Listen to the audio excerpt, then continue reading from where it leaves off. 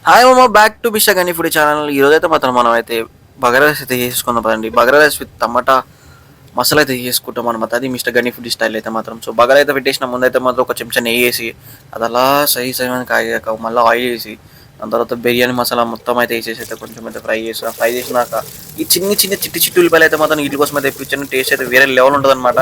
So అవి వేసేసిన తర్వాత నెక్స్ట్ మనం వేయాల్సింది పచ్చిమిర్చి, అల్లం వెల్లుల్లి పేస్ట్ ఇవన్నీ వేసి వాటర్ వేసి అయితే బాగా మరిగిస్తున్నాను. మరగబెట్టిన తర్వాత అవి సర్ర మరిగాక బియ్యం తీసుకుని వేస్తే అప్పుడు ఉంటుంది ఫ్లేవర్. దిగిన బియ్యం ఏమైనా ఉంటుందా చూడండి ఎట్లా మరుగుతున్నాయి నీళ్ళైతే మాత్రం. అండ్ ఇంత మరిగించిన తర్వాత ఇప్పుడు దీంట్లో కొంచెం నిమ్మకాయ పిండేసి ఆ నిమ్మకాయ ఎండి పెడుతున్న పుల్ల పదాలం కూడా దిగుతుంది, టేస్టే వేరు. సో ఇప్పుడైతే మాత్రం బాస్మతి వేసేసి పెట్టేస్తే అయిపోతుంది. అండ్ 5 minutes హై ఫ్లేమ్లో పెట్టాను, మళ్ళీ మిగతా అంటే లో ఫ్లేమ్లో పెట్టాలి. అండ్ ఇదైతే కొత్తగా చెప్పాల్సిన అవసరం లేదు, అందరికి మనకంతా తెలుసు కదా మా బ్యాచులర్ అందరికి కూడా. సో ఈ అయితే మాత్రం సేమే పుల్లలు అయితే ఉన్నాయి మాత్రం. బాస్మతి అయితే మాత్రం చూడండి ఎంత బాగున్నాయో. అండ్ రెస్ట్ మీ బిర్యానీ అయితే ఎట్లా వచ్చిందంటే ఒకసారి చూసి చెప్పండి. లాస్ట్కి అయితే మాత్రం ఇప్పుడైతే దీన్ని సిమ్లో పెట్టేసి దమ్ పెట్టేద్దాం పదండి.